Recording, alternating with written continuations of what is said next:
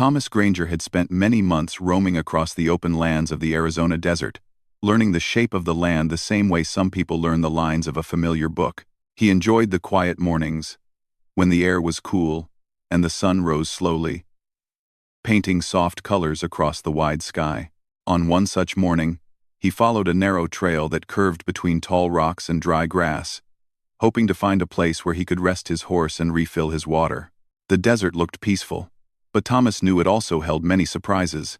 Some were pleasant, like the sudden appearance of a group of quails or the sight of blooming desert flowers after a rare rain. Others could be less pleasant, like uneven ground or a startled animal hiding under a rock. Because of this, he always rode with care, watching where he placed each step. As he moved forward, he heard a faint sound carried on the wind. At first, he thought it might be the rustle of dry leaves or the call of a distant bird, but after another moment, he realized it was the soft sound of someone moving nearby. Curious but cautious, he guided his horse toward the noise. Soon he saw a young woman kneeling near a cluster of low plants beside a shallow creek bed. She wore a long, carefully woven dress with colorful beadwork on the shoulders, and her dark hair was tied back with a small piece of decorated leather. A wide basket sat beside her, half filled with herbs she had been gathering. Thomas had seen Apache people before from a distance, but he had never been this close to someone from their community. He hesitated, wanting to be respectful and not disturb her work. Before he could decide whether to call out or turn away, the woman made a sudden movement, as if startled. She had reached for another plant, but in doing so, she shifted her weight, and something hidden beneath the grass slithered away. Thomas did not see the creature clearly, but he understood from the woman's startled reaction that something unwelcome had been too close for comfort. The woman gasped, tried to stand, and then sat back down suddenly. Her hand pressed against her ankle, and her breathing grew unsteady. Thomas quickly realized she needed help. Even though he did not know her language or her customs, he knew that leaving her alone would be wrong. He stepped forward slowly, raising one hand in a gesture meant to show peace. "Are you all right?" he asked gently. Unsure if she would understand his words, the woman looked up at him. Her expression showed surprise, but also trust, perhaps because she sensed he meant no harm. Though she did not speak English, she pointed toward her ankle and then toward the trail leading north, where her village likely stood. Her message was clear. She needed to get home. Thomas reached for his water flask and offered it to her. She took a small sip, and though her hands trembled slightly, she seemed relieved. He helped her move to a shaded spot near a large rock, where the heat of the sun would not make her condition worse. He wished he could speak to her, ask her name, or tell her that everything would be all right, but instead he relied on calm gestures and slow movements. While she rested, Thomas glanced at the ground where she had been working. He could see disturbed grass and a few scattered stones, but nothing else. Whatever had frightened her was already gone. His concern grew, but he pushed aside any anxious thoughts and focused on the woman in front of him. She tried to stand again but swayed slightly. Thomas stepped forward, offering support. She accepted. Placing one hand on his arm, he could feel how light she was and how much she was trying to stay strong. They moved slowly toward his horse. Thomas knew the animal was gentle and would not react badly to another rider. Carefully, he helped her climb onto the saddle. The woman held onto the horn of the saddle, steadying herself as he guided the horse forward on foot. As they moved across the landscape, the woman pointed toward a distant cluster of trees. Thomas understood that her home lay in that direction. He kept a steady pace, making sure she felt safe. Every so often, he glanced up at her. She seemed to be studying him too, perhaps trying to understand who he was or why he had chosen to help her without hesitation.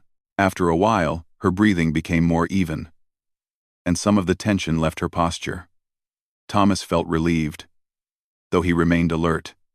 He wanted nothing more than to deliver her to her family safely. When they reached the edge of a valley, Thomas saw small shelters made of wood, branches, and hides. People were moving about, preparing food, tending to animals, or weaving baskets.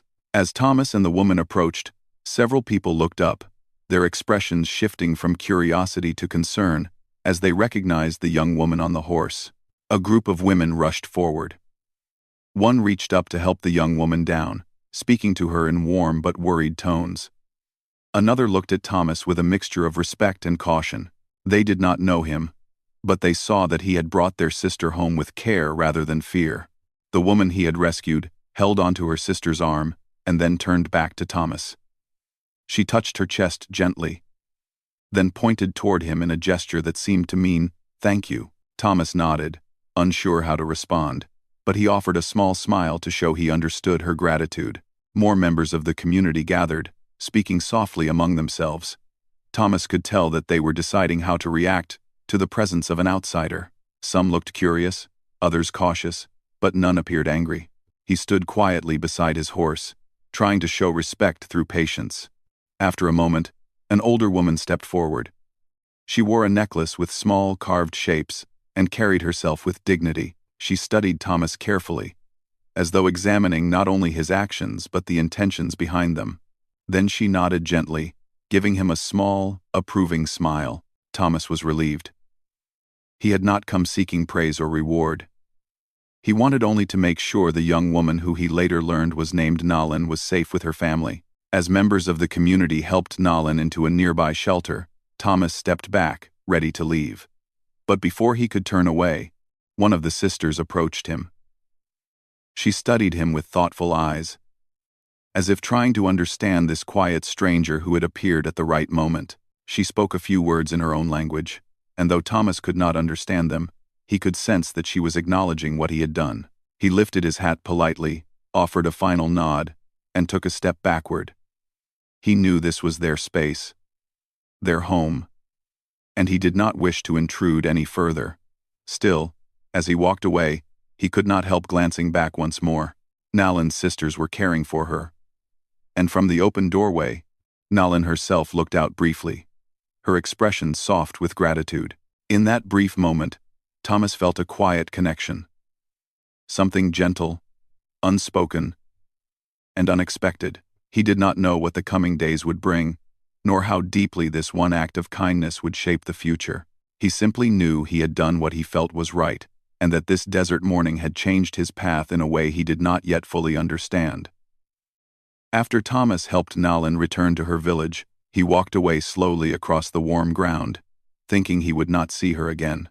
He believed that her family would take care of her and that his part in the story was over. But as he moved farther from the village, something inside him felt unsettled, as if a quiet voice whispered that this moment was not the end, but the beginning of something unexpected. That night, Thomas set up a small camp near a group of smooth rocks.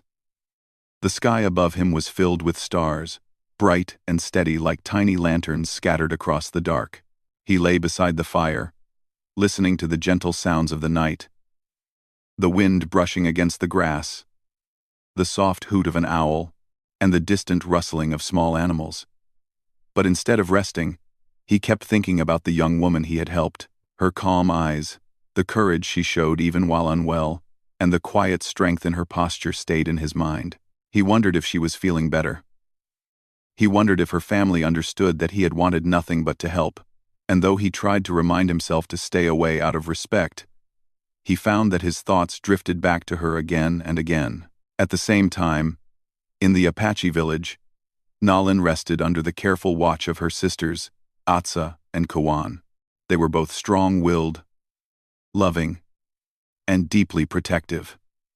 Atsa, the eldest, always felt responsible for keeping their family safe.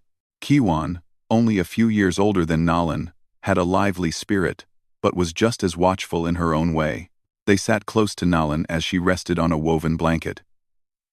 A small clay bowl filled with herbal tea sat beside her. Their grandmother, a wise woman who understood plants and healing traditions, had given Nalin a blend that would help her regain strength. The scent of the herbs filled the air, soft and comforting like warm earth after rain. Nalin, though tired, smiled softly at her sisters. She tried to tell them what had happened earlier in the day, how she had been gathering plants, how she had felt something startle her from the grass, and how the stranger, a man from outside their people, had appeared at the perfect moment and helped her without asking for anything in return. Atsa listened carefully, her brows rising slightly. "He helped you," she said slowly. "But he is still someone we do not know." Kiwan nodded. "Sometimes people show kindness because they truly mean it, and sometimes because they want something in return." Nalan shook her head gently. "He wanted nothing. He only helped." His eyes were kind. Her sisters exchanged a look. The kind siblings share when words are not needed. They trusted Nalan's judgment. But their role as protectors made them cautious. Their family had seen many changes over the years, new people arriving in the land, new ways of living, and new challenges. They had learned to welcome visitors with courtesy, but also to guard their hearts and their community. That evening, the village elders visited Nalan to make sure she was recovering well. When they left, Atsa and Kiwan sat beside her once more, talking softly. Nalan told them again how the stranger had carried her gently on his horse, how he had offered water with careful respect, and how he had kept his distance when they neared the village, as if he understood their ways even without words. This time, Kiwan sat quietly for a moment, thinking, "If what you say is true, then he showed both kindness and respect," she admitted. "That is rare." Atsa looked thoughtful but still guarded. "Even so, we must learn more about him. Actions can show goodness, yes, but true character is seen over time." Nalan looked at her sisters with hopeful eyes. "Then let me thank him properly. He did something important for me." Atsa touched Nalan's arm gently. "We will think about it. For now, you rest." The next morning, Thomas was preparing to continue his journey when he noticed movement in the distance. A small group of Apache men rode toward him on horseback. Their approach was calm, not threatening, but clearly purposeful. He remained still, letting them come closer. When they reached him, one of the men spoke a few words in English. "Come, the elders want to see you." Thomas felt a flicker of surprise. He had not expected to be invited back so soon, but he sensed no anger from the group, only a quiet seriousness. So he nodded and followed them back to the village. When they arrived, several people watched from a distance, curious but not unfriendly. Thomas felt the weight of their eyes on him. Yet he kept his posture respectful and his hands visible. He understood he was a guest, not someone who could walk freely without regard for their customs. Nalan stepped out from a shelter with her sisters beside her. She looked healthier, though still a little tired. When her eyes met Thomas's, her expression brightened with gratitude. She spoke softly in her own language, and her sisters translated. "She says thank you," Atsa explained, though her tone remained cautious. Thomas smiled warmly, placing a hand over his heart. "I'm glad you're well." Kiwan studied him closely, noticing the gentle way he spoke. Yet she also noticed how her sister's eyes lingered on him with more warmth than simple gratitude. Kiwan exchanged another meaningful glance with Atsa. The elders arrived soon after. They invited Thomas to sit on a large woven mat beneath a shaded canopy. The meeting was not tense, but it carried a quiet formality. The elders asked him about his journey, his intentions, and why he had chosen to help Nalan. Thomas answered honestly, telling them he simply acted because it was right to help anyone in need. The elders nodded thoughtfully. They appreciated sincerity, and they appreciated the respect he showed by speaking plainly and calmly. But they also knew their responsibility was not only to Nalan but to the entire community. After the discussion, the elders spoke privately with Atsa and Kiwan. They asked the sisters what they had observed, what Nalan had told them, and how they felt about the stranger. The sisters explained that while he seemed kind, they must still be careful. Trust was something that grew slowly, like a young plant that needed time and steady care. When the elders finished their conversation, Atsa and Kiwan approached Thomas directly. Nalan stayed close behind them, watching quietly. Atsa folded her arms gently across her chest. "You helped our sister," she said in clear, steady English. "For that, we are grateful. But gratitude does not mean we can trust you yet."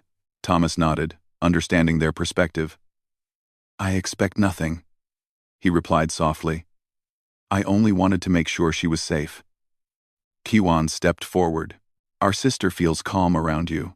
That matters to us. But if you wish to visit her again, if you wish to know her better, you must show us who you are. Not just once, but over time. Thomas did not fully understand their customs, but he understood respect. He looked at the sisters and spoke quietly. I will do whatever is needed. I don't want to cause trouble.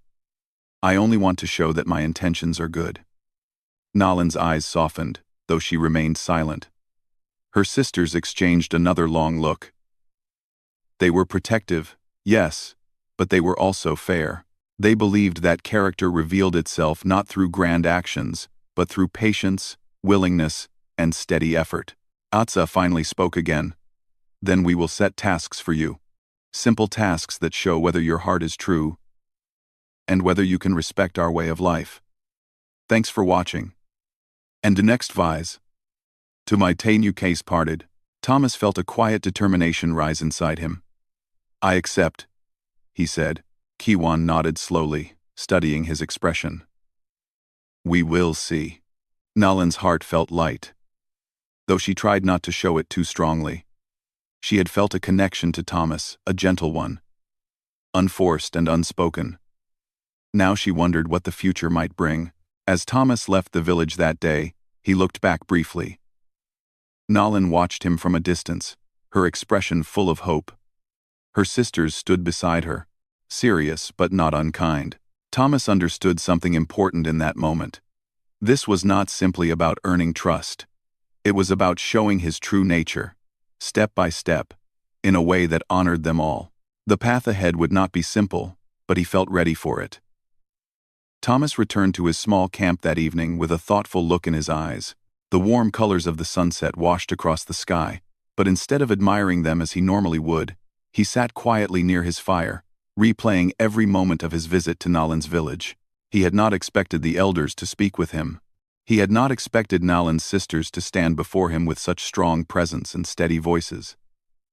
And he certainly had not expected to be given a chance to prove himself worthy of earning their trust. The idea felt both serious and hopeful.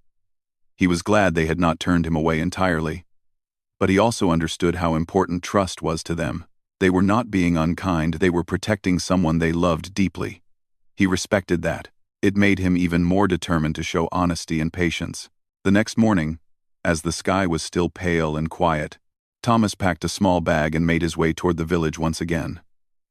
He did not ride his horse this time. Instead, he walked, wanting to show that he was not arriving in a proud or careless manner. He carried only simple supplies, water, a rope for repairs, and a few tools he used for daily work.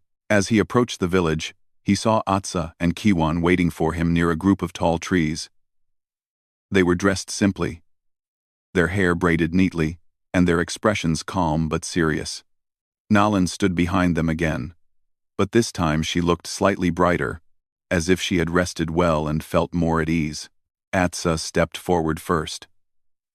You said you wished to show your sincerity, she began gently. So today, we will begin. Thomas nodded, standing with a respectful posture. Tell me what I must do. Kiwan smiled slightly, just a small curve of her lips, but enough to show that she appreciated his humble tone. The first task is simple, she said, but it is important. You must walk with us across a part of the land that is very familiar to our people. It will show us how you handle the heat, the distance, and the silence of this place. Thomas did not hesitate. I will walk. They began their journey along a narrow trail that wound between tall grass and scattered rocks. The land was peaceful in its own way, with small birds flitting from bush to bush and the gentle hum of insects rising in the warm air. The sun climbed higher as they walked, but Thomas stayed steady. He kept pace with the sisters, listening closely whenever they pointed out certain plants or features of the land. Atsa explained how her people knew the land as well as they knew their own stories. Each rock, each plant, each bend in the path carried meaning or memory. Sometimes she would pause to show Thomas a type of plant used for medicine. Sometimes she would point to a distant hill and explain how their ancestors once traveled there during certain seasons. Thomas listened with deep respect. He admired how connected they were to the land, how much knowledge they carried in their minds and hearts. He felt honored that they shared these things with him, even in small pieces. After several hours, they reached a ridge that overlooked a wide valley. The breeze brushed gently across them, giving relief from the warmth. Atsa stopped and turned to Thomas. "You have walked far without complaint," she said. "This is good. It shows us you do not fear effort." Thomas smiled quietly. "I am grateful to learn about this place." Kiwan studied him carefully. She noticed he never rushed ahead, never lagged behind, and never acted as if he were doing something extraordinary. Instead, he carried himself with quiet determination, showing that he understood this was about respect, not strength or pride. They returned to the village near midday. The elders watched them approach from a distance, noticing that Thomas walked with the relaxed calm of someone who accepted challenges without resistance. The next day, Atsa and Kiwan visited Thomas at his camp before sunrise. This time, Atsa spoke of the second task. "Our people work together to maintain our homes and our animals," she said. "Someone who wishes to be close to our family must understand the value of this shared work. So today, you will help with repairs that our community needs." Thomas nodded again, ready for whatever they asked. He followed them to an area where several men were repairing wooden frames for shelters. Some pieces of wood had weathered over time and needed new supports. Others required shaping and smoothing so they would fit securely. Thomas joined the work quietly. He did not take charge or act as if he knew better. Instead, he watched how the others handled the tools and followed their lead. When they handed him pieces of wood to sand or shape, he worked with steady hands. When they asked him to help lift or hold something in place, he stepped forward without hesitation. The men watched him closely. They noticed how he never grumbled or grew impatient. Even when the sun grew warm or the tasks became repetitive, Thomas remained focused. His actions were calm and thoughtful.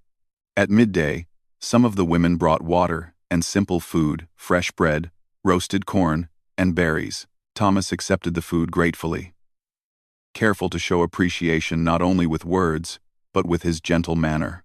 After lunch, he helped repair the tack used for horses.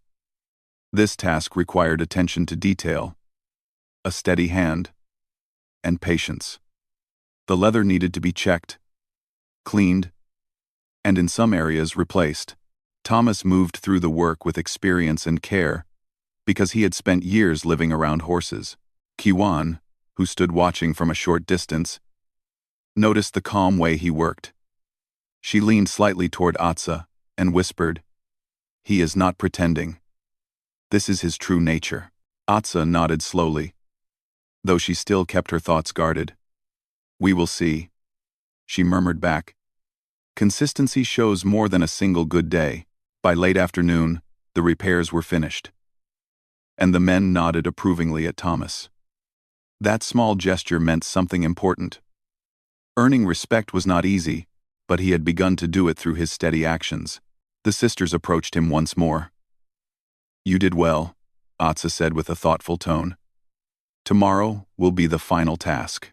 Thomas felt a mixture of anticipation and nervous curiosity. "What must I do?" Kiwan replied softly. "You must learn a story from one of our elders. It is not simply a story, it is a piece of our history. If you wish to be close to our sister, you must understand the importance of our traditions." That evening, Thomas sat with Elder Yona, a wise storyteller with gentle eyes and a voice that carried warmth like a slow-moving river. The elder told him a long story about the land, the seasons, and the lessons their ancestors learned. It was not just a tale, it was a teaching, full of values about patience, balance, and respect. Thomas listened without interrupting, feeling honored that he was allowed to hear something so meaningful. When the elder asked him to repeat certain parts of the story, Thomas spoke softly but clearly, showing he had listened with full attention. Elder Yona smiled at him. It was a small smile, but full of approval. By the time Thomas returned to his camp, the stars had filled the sky once more. He sat beside his quiet fire, thinking about everything he had been taught. He realized that the tasks were not tests of strength, they were tests of heart, humility, and willingness to learn. He hoped he had shown those qualities clearly. But more than anything, he hoped Nalin believed in him. Even though they spoke few words to each other, he felt something gentle growing between them. Trust, warmth, understanding. As he lay down to rest, Thomas knew that tomorrow would shape the future in an important way. Whether the sisters accepted him or not, he was grateful for what he had learned. He closed his eyes with a peaceful heart, ready for whatever came next. The next morning arrived slowly, with soft shades of pink spreading across the horizon. A gentle breeze carried the scent of desert flowers and warm earth. Thomas woke early, long before the sun climbed fully into the sky. He wanted to be prepared, not just for any task the sisters might give, but for whatever the day would bring. He felt a quiet hope growing inside him, mixed with a little nervousness. The past days had tested his patience, his effort, and his willingness to learn. Now he wondered what more he could show. He made his way to the village with steady steps. As he approached, he saw the familiar shapes of shelters, smoke rising from early cooking fires, and families beginning their morning routines. Children ran between the trees, laughing softly. A few elders sat together, speaking in low voices. Everything felt peaceful and welcoming in its own way. But Thomas did not see Nalin or her sisters at first, and his heart tightened with uncertainty. He waited near the shade of a tall tree, watching the sunrise reflect across the village. After a few quiet moments, he noticed both Atsa and Kiwan walking toward him. Their expressions were calm, not stern, which brought him some small relief. Behind them, Nalin followed at a slower pace, her steps gentle, her eyes warm with quiet encouragement. Atsa spoke first. "You have completed the tasks we set before you," she said. "But today, we wish to observe how you carry yourself when there is no instruction, when you must act from your own heart." Thomas listened carefully. This task sounded different from the others. It did not ask for physical effort or specific actions. It asked for character. Kiwan continued. "You will spend the day among us, not to prove your strength, but to show your nature.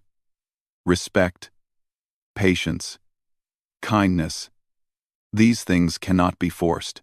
They reveal themselves through small choices." Thomas nodded. He understood what they meant. Today was about being genuine. As the sisters led him toward the heart of the village, people greeted them with polite nods. Some carried baskets of food, others shaped clay pots, and a few tended to small gardens of herbs and flowers. Thomas moved slowly, careful not to disturb anyone's work. He felt an urge to help, but he also remembered that help must be offered respectfully, not imposed. When he saw an elder struggling to carry a heavy basket, he stepped forward gently. "May I help you?" he asked softly. The elder looked at him for a moment, then nodded. Thomas lifted the basket with ease and placed it where the elder pointed. There was no grand moment of praise, only a quiet nod of approval, the kind that meant more than words. Atsa and Kiwan watched from a distance. They did not interrupt or interfere. Instead, they observed how Thomas moved among their people patiently, respectfully, without pride. Later, Thomas saw a group of children drawing shapes in the dust with small sticks. They looked at him with wide, curious eyes. One child hesitated, then held out an extra stick toward him. Thomas knelt, accepting it with a warm smile. He drew a simple picture, a horse with a flowing tail. The children laughed gently, delighted. They began drawing their own animals beside his. Nalin watched this from across the village, her heart softening. She saw how Thomas spoke gently to the children, how he matched their energy, never rushing or speaking loudly. The moment felt natural, warm, and peaceful. As the morning passed, Kiwan approached Thomas with a simple request. "Would you help me gather water from the stream?" she asked. Thomas agreed immediately. They walked together through a narrow path lined with tall grass and scattered stones. The journey was quiet at first, but then Kiwan spoke. "You are calm," she said. "Not many people are calm when they do not know what comes next." Thomas smiled slightly. I learned long ago that rushing only leads to mistakes. And I want to show respect. I know I am a guest here. Kiwan studied his face for a moment. She sensed sincerity in his words. Nalin has always been gentle, she said. Anyone who wishes to stand beside her must be steady. She needs someone who will not bring storm clouds into her life. Thomas nodded. I would never wish to. When they reached the stream, Thomas filled the water containers carefully. He did not splash or rush.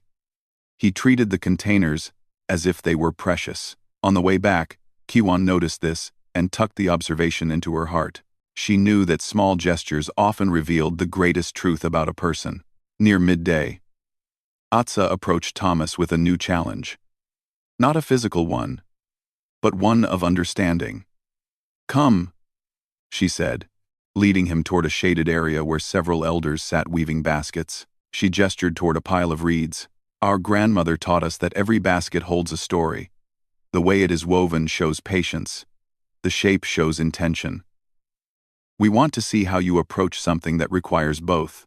Thomas sat beside the elders and picked up a few reeds. At first, his fingers felt clumsy, and his weaving looked uneven. But he watched how the elders moved, their hands slow, smooth, steady. He mimicked their rhythm, breathing deeply. Gradually, his work improved. It was not perfect, but it was sincere.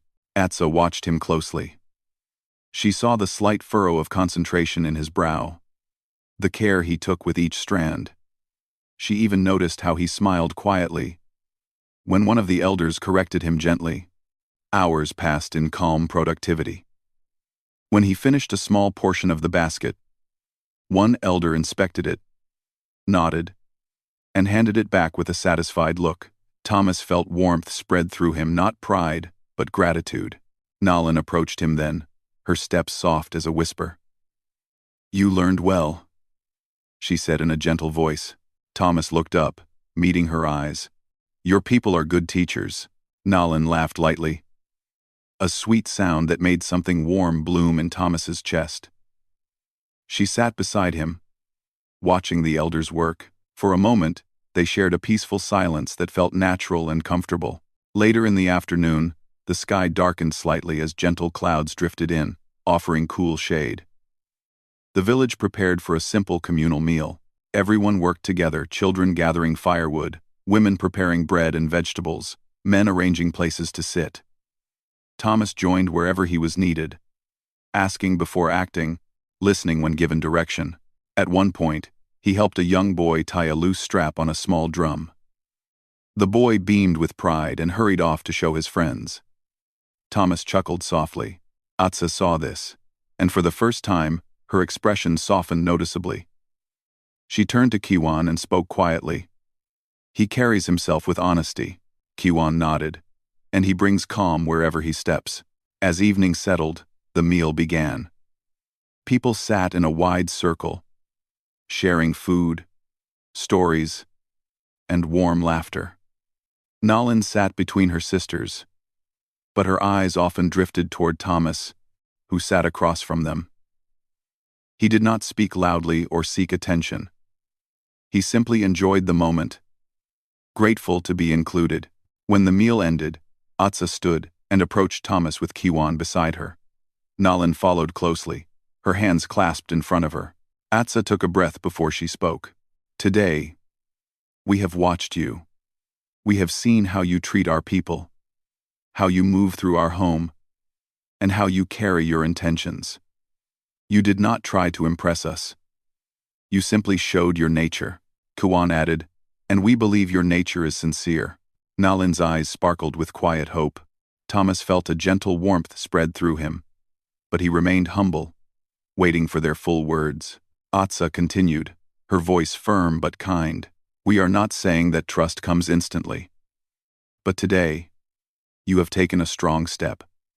You have shown us patience, respect, and care. These qualities matter deeply. Kiwan finished softly.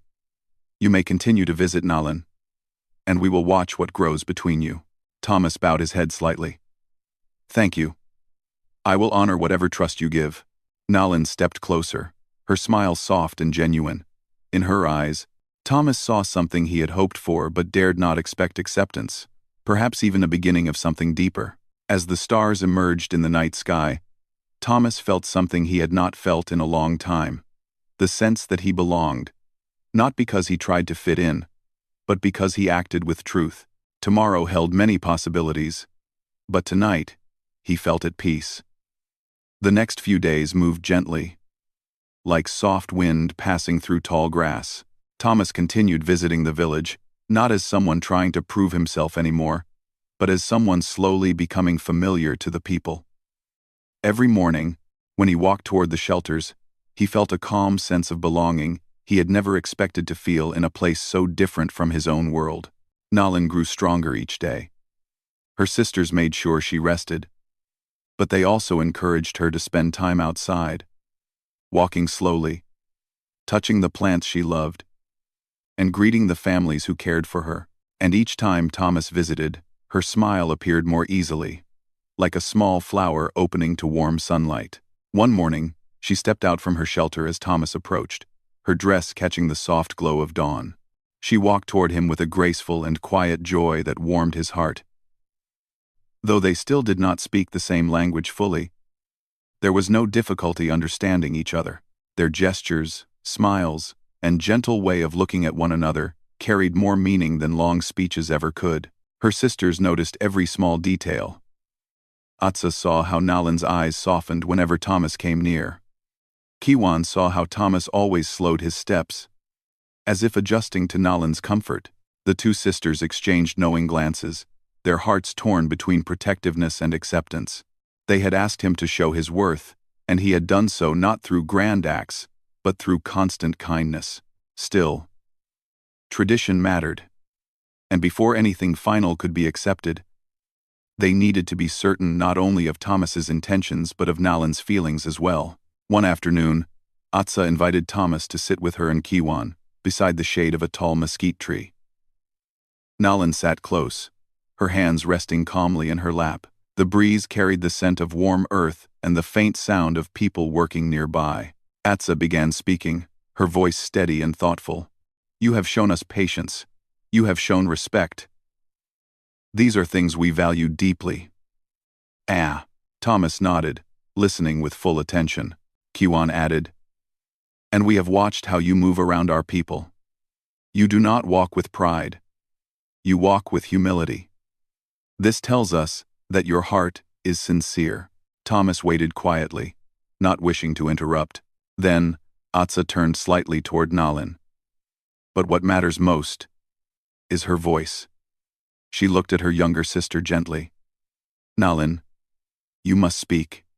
You must tell us what you feel." Nalin took a breath, her dark eyes shimmering with quiet courage. She placed a hand lightly over her heart and then looked at Thomas. There was no doubt in her expression. Not hesitation. Not fear. Only warmth. She spoke in her own language first, the words soft as morning rain.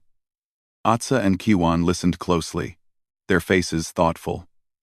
When Nalin finished, she lowered her gaze with a shy smile. Kiwan translated gently for Thomas. "She says that she feels peace when you are near. She says your presence brings calm, not trouble. She says you treated her with care when you had no reason to." Thomas's heart swelled. He met Nalin's eyes, feeling something deepening inside him, something true. Atsa continued the translation. "She says she wishes to know you more, not as a stranger, but as someone she trusts." Thomas felt gratitude fill him. He spoke slowly, wanting every word to be clear. "I feel the same. I want to know her better. I want to honor her people, her family, her way of life. If she wishes for me to stay near, I will." Atsa and Kiwan exchanged a long look. They had tested him, questioned him, watched him carefully. And now, they sensed no danger in his presence, only kindness and sincerity. At last, Atsa nodded. "You may continue to be close to her," she said softly. "But remember, trust is a journey, not a single step. You must continue to show respect. For her and for our people." Thomas bowed his head in understanding. "I will. Always." The decision brought quiet joy to Nalan's heart. She moved closer, standing beside him with gentle confidence. The sisters saw the way her hand brushed lightly against his arm, not boldly, but in a way that showed comfort and affection. Later that day, the village prepared for a simple celebration. Not for Thomas, nor for Nalan, but for the season itself, a gathering of the community to share food, stories, and music. The timing felt meaningful, as if the earth itself wished to honor the new understanding that had formed among them. Families came together around warm fires, passing bowls of food and offering laughter to the sky. Children played nearby, chasing each other through the soft dust. Elder Yona shared stories of past generations, speaking of patience, balance, and the importance of listening to one's heart. Thomas sat beside Nalan during the gathering. They did not speak much, but the closeness between them felt natural. Like two leaves drifting peacefully on the same stream. She showed him small pieces of Apache tradition patterns in woven blankets, symbols in painted pottery, and songs that carried gentle rhythms of the earth. At one moment, Nalan handed him a small, handmade bead bracelet.